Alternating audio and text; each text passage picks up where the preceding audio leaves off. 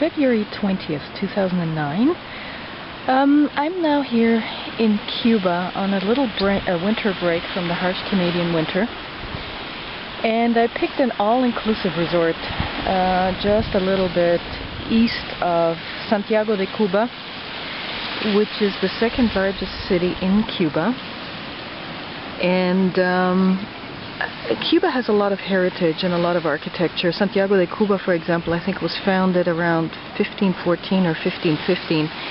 So it has a lot of architectural heritage and a long history. And that's one of the reasons I picked this spot. Obviously, Cuba is a very popular destination among Canadians. I would say the top 3 winter choices for Canadians are Cuba, Mexico, and the Dominican Republic. And so I picked Cuba. Didn't realize that this resort was a little bit remote. It's about an hour outside of town on very, very rough roads. And transportation in Cuba is always a bit of a difficult proposition because of shortages and so forth. So one of my key challenges is going to be to actually, find some way of getting into the city. I'm not a huge fan of organized tourist, excursions. So I'm gonna, try to see if there's a local bus that I can get on.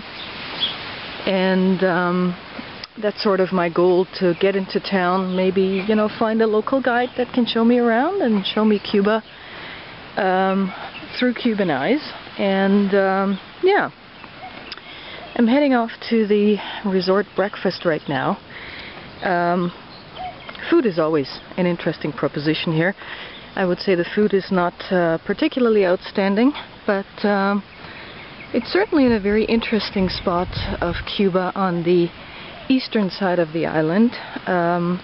There are very high mountains here on sort of the leftern tip, or the western tip of the foot of Cuba, just west of Santiago de Cuba. They're called the Sierra Maestra Mountains, and they're very historical because many of the battles of the revolution took place there. Then, of course, there's the big city of Santiago de Cuba, almost 500,000 people, or roughly around there. And going east is the Parque Baconao, which is the area where we are.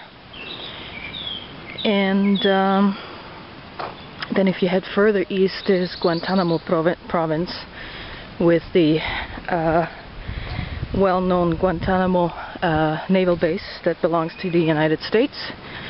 And then you move further into other provinces that are sort of located north of here.